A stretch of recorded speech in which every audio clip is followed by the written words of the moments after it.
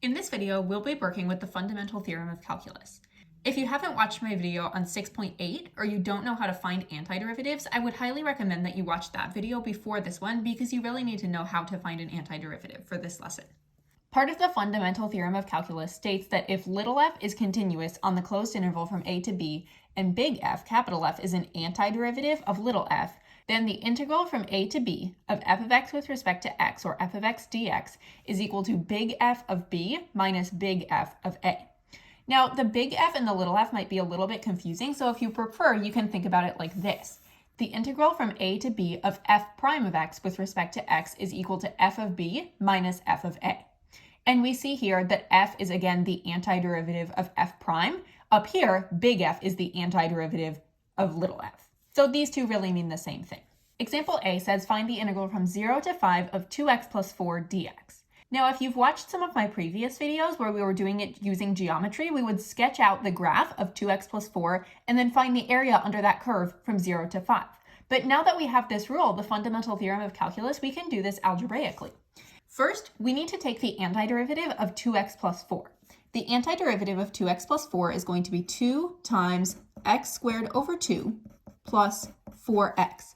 And then we need to evaluate that at 0 and 5.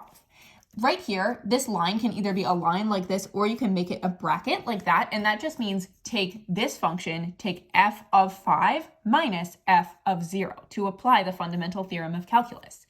Before we do that, though, I want to simplify it just a little bit. I want to get rid of this 2 and this 2 so that it's just x squared plus 4x. And then there's that line again, or the bracket, from 0 to 5. Then, if we're considering this to be f, we take f of 5 minus f of 0.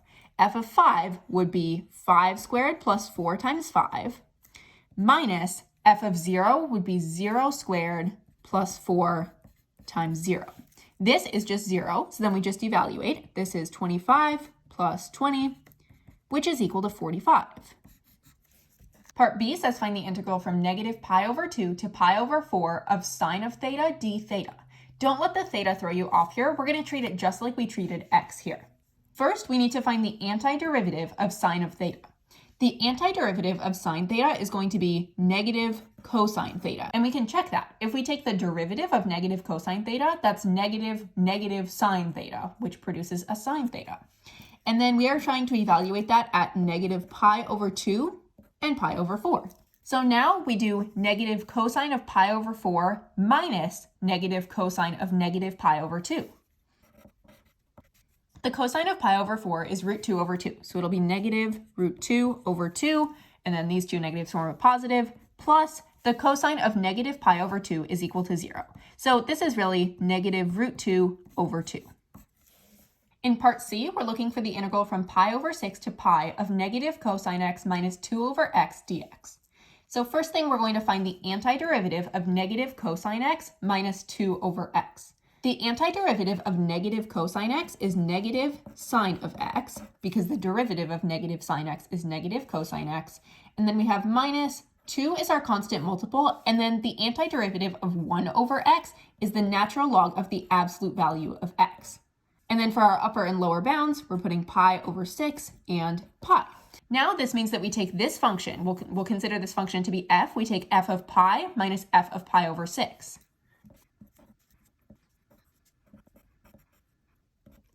And then I'm just going to go through and simplify this. And here is our answer. It's not in a super nice format, but that's okay, especially if you're on a free response question. You don't need to simplify your answer. It's 1/2 minus 2 times the natural log of pi plus 2 times the natural log of pi over 6. Part D says find the integral from 3 to 6 of t minus 6 over rad t dt. The first thing I'm going to do is go simplify what's inside the parentheses here.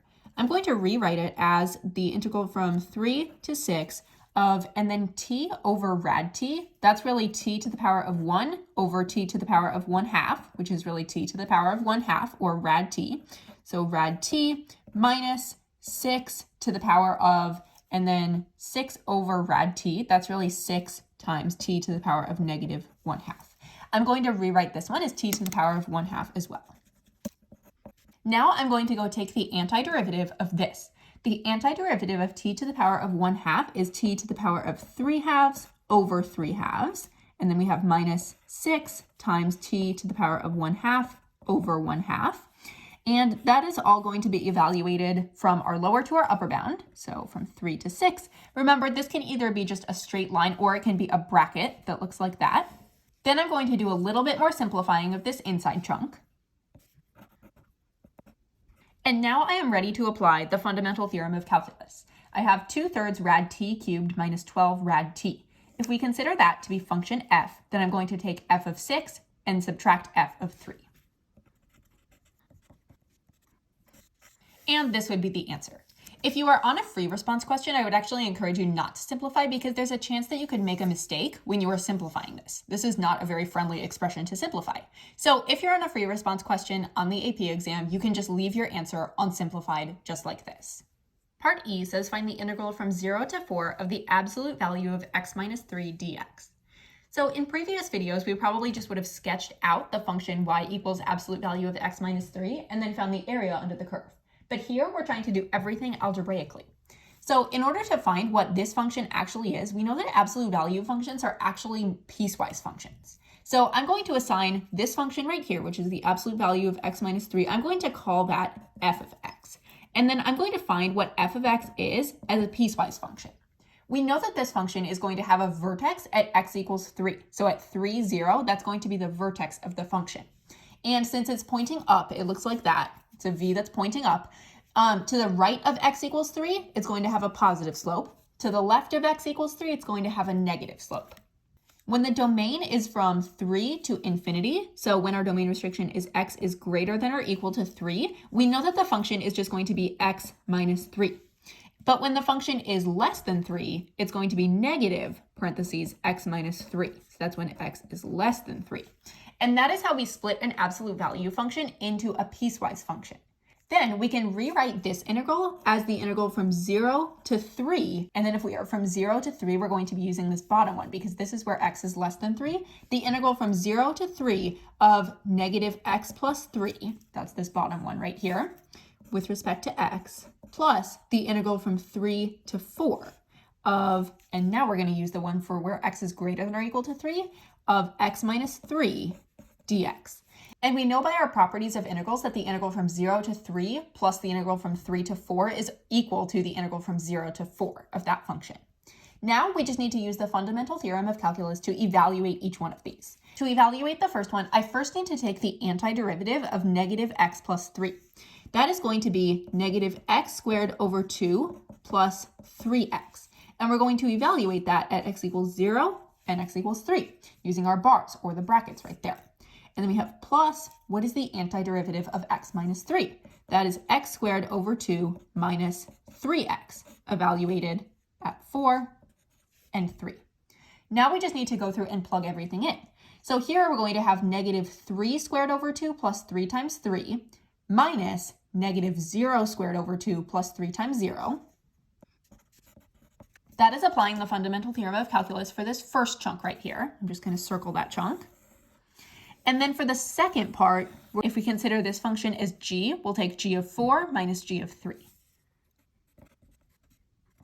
Now I'm just going to go through and simplify. This is equal to 5. So our answer for this question is 5. Again, with all the work that's required here, it probably would be easier just to sketch it out if this was a multiple choice or something, but I did want to go over how to do that algebraically.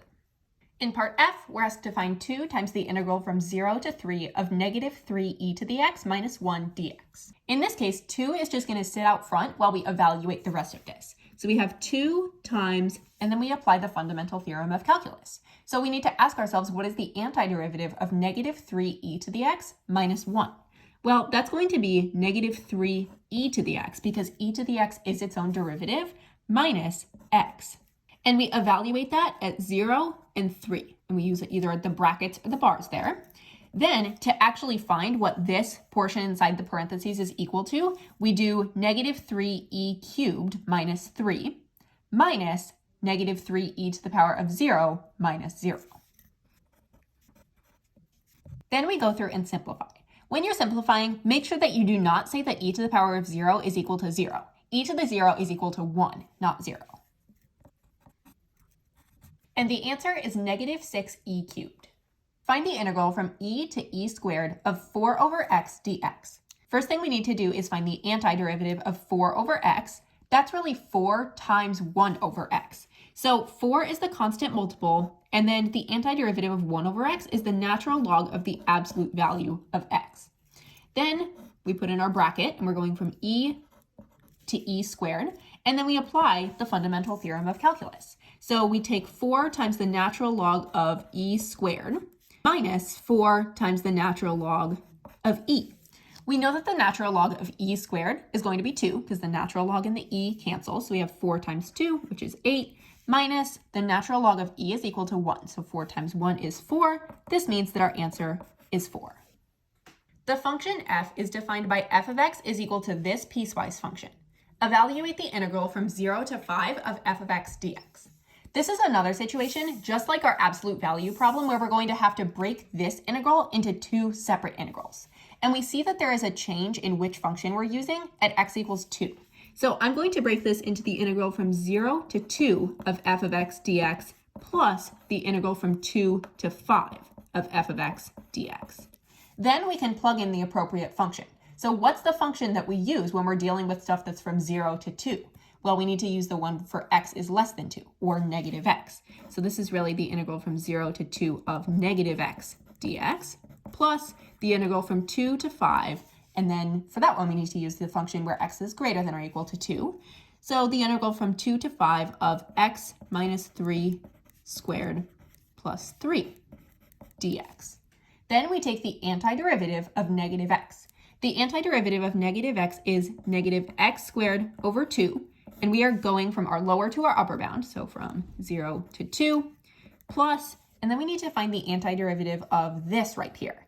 So x minus 3 squared plus 3, I am actually going to go FOIL this one out over here so that it's a bit easier to take the antiderivative of. So I'm going to say it's x squared minus 6x plus 9, but then we also have the plus 3, so it's going to be plus a 12 on the end. Then that's a little bit easier to take the antiderivative of. So antiderivative of x squared is x cubed over 3 minus 6 times x squared over 2 plus 12x. And for that, we are going from 2 to 5. Then I'm going to go through and evaluate using the fundamental theorem of calculus. So we have negative 2 squared over 2 minus negative 0 squared over 2 plus, and then we focus on this section. Then we plug in 5 for every value of x, and then we'll subtract plugging in 2 for every value of x.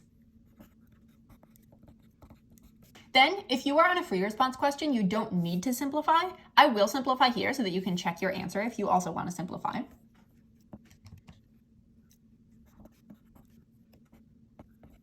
If you simplify, you would get 10. Now we'll practice finding function values with the fundamental theorem of calculus. Part A says if f prime of x equals x squared plus 1 and f of 3 equals 14, find f of 6. How I'm going to set this one up is I'm going to take the integral from 3 to 6, 3 is my lower bound, 6 is my upper bound, of f prime of x dx. Now, applying the fundamental theorem of calculus, we know that the antiderivative of f prime of x is f of x. So then we would find f of x and evaluate it at 3 and 6, and then that would be equal to f of 6 minus f of 3. We know that f of 3 is equal to 14, so this is really f of 6 minus 14. Now to get some more information, we're going to go through that process again, but instead of just writing f prime of x, we're going to actually write in what that function is equal to. We know f prime of x is equal to x squared plus 1, so we'll have x squared plus 1 dx. Then we'll take the antiderivative of x squared plus 1, which is x cubed over 3 plus x, and we're evaluating that at 3 and 6. So then we do 6 cubed over 3 plus 6 minus 3 cubed over 3 plus 3. Evaluate that, or simplify that, and you get 66. So we know that 66 is going to be equal to f of 6 minus 14. So when we work it out twice like this, we wind up with two things that are equal. If f of 6 minus 14 is equal to 66, we know that f of 6 is going to be equal to 80. Part B is a calculator problem. First, though, I want to write out this same process so that we know what we're actually doing in the calculator. If g prime of x is equal to this function and g of negative 1 equals 0.9204, find g of 1. I'm going to write this out as the integral from -1 to 1, because we're dealing with g of -1 and g of 1 of g prime of x with respect to x. And then if we apply the fundamental theorem of calculus, what's the antiderivative of g prime of x? Well, it's g of x. And then we evaluate that at -1 and 1. This would be equal to g of 1 minus g of -1.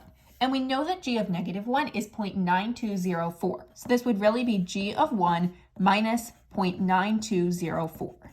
Now in our second line of work, we're actually going to go through and plug everything in. We're going to plug a function in for g prime of x. So we have the integral from -1 to 1 of 4 plus the cosine of 2x minus 3x to the 7th with respect to x. This is a function that we can plug into our calculator, and we can get a number for this. Thank goodness we don't have to evaluate that manually. That would take a while. But what we do in our calculator is you're going to press the math and then 9, hit math 9. Your lower bound is -1, your upper bound is 1, and then we enter the function right there. And where it says d blank, just enter dx, because that's your variable of integration. And then it gives us the decimal 8.909. So if we know that this is equal to 8.909, we know that these two lines of work are equal. So 8.909 is equal to g of 1 minus 0.9204. So then we can just add 0.9204 to both sides, and we get 9.829. And you can either round or truncate on the AP exam. I'm going to truncate here, just cut it off after 3 decimals. 9.829 is our answer. Now that we know how to apply the fundamental theorem of calculus, I want us to think about a slightly different application. What if we try to evaluate h of x is equal to the integral from 0 to x of t squared plus 3 dt? What would h of x actually be equal to? This situation is a bit different because we have our x as the upper limit of integration. We're going to follow the same process though. So the first step would be to find the antiderivative of t squared plus 3. That is going to be t cubed over 3 plus 3t. And then we evaluate it at our lower and upper bounds. So at 0 and x. So first we will plug in x to this function. We'll say it's x cubed over 3 plus 3x. And then minus, then we plug in 0. 0 cubed over 3 plus 3 times 0. And this gives us x cubed over 3 plus 3x. So that is what h of x is actually equal to.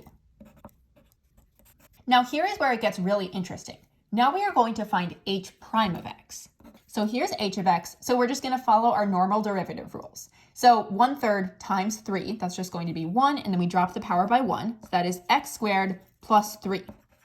X squared plus 3, that is essentially the same thing as what we had up here in our original function h of x, except we've replaced t with x. That's because x was one of our upper bounds. And this brings us to another part of the fundamental theorem of calculus. If f is continuous on the closed interval from a to b, and g of x equals the integral from a to x of f of t dt, this is similar to the example that we just looked at up here, for all x on that closed interval from a to b, then g prime of x is equal to f of x. So this means that to find g prime of x, if we are given g of x is equal to this function defined by an integral, if we're trying to find g prime of x, all we need to do is plug the x into the current variable of integration. So to find g prime of x, that is equal to f of x. We replace the t with the x. Another way that you can think about this is that g prime of x is equal to d dx of that integral right there. So when you're finding the derivative of g of x, you're also taking the derivative of this integral. And then we know that derivatives and integrals are opposite operations. So when we have d dx, then we can get rid of our integral notation in here. So then we're just left with f of t. But since x was our variable of differentiation, we had to plug in an x there. So that is equal to f of x. This is a little bit confusing, so let's practice an example. If g of x is equal to the integral from 2 to x of the sine of t plus 3t dt, what is g prime of x? Well, one way that we could do it is we could do it exactly as we did up here. We would find the antiderivative of whatever is inside the integral right there, and then evaluate it at 0, well, in this case at 2, and at x. But now we have this shortcut that the fundamental theorem of calculus gives us. All that we need to do to find g prime of x is to take this integrand and replace t with x. So g prime of x would be equal to the sine of x plus 3x. And that right there is so much faster than going through this entire process. So if you're just trying to figure out something like this on a multiple choice, I would highly recommend that you use the fundamental theorem of calculus in this way. The table gives values of a function f and its derivative f prime at selected values of x. If f prime is continuous on the closed interval from -2 to 3, what is the integral from -2 to 3 of f prime of x dx? So let's take a look right here at this. We have f prime of x dx. When you see a derivative stuck inside an integral, that should be jumping out at you as something that can be simplified. So if we have the integral from -2 to 3 of f prime of x dx, and we go apply the fundamental theorem of calculus, what's the antiderivative of f prime of x? Well, the antiderivative of f prime of x is just f of x. So then we have f of x evaluated at -2 and 3, and that is really f of 3 minus f of -2. That is what this integral is equal to. So let's look at our table and find f of 3 minus f of -2. We know that f of 3 is going to be equal to 0.1, and f of -2, it looks like, is 0.55. So f of 3 minus f of -2, or 0.1 minus 0.55, is choice A, -0.45. The derivative of a function f is given by 3 rad t minus cosine of 2t. What is the integral from 4 to 9 of 3 rad t minus the cosine of 2t dt? Hopefully you notice that these two things, the integrand and this function right here, are exactly the same. And we know that 3 rad t minus cosine of 2t is the derivative of a function f. So we can say f prime of t is equal to this. Now I'm going to rewrite this entire integral with f prime of t in place of this. So it'll be the integral from 4 to 9 of f prime of t dt. And using the fundamental theorem of calculus, we can ask ourselves, well, first, what's the antiderivative of f prime of t? That's going to be f of t. And we're going to evaluate it at 4 and 9. And then we apply the fundamental theorem of calculus. This is really f of 9 minus f of 4. Therefore, choice B is the correct answer. What is d dx of the integral from 4 to x of 3t plus e to the power of t dt?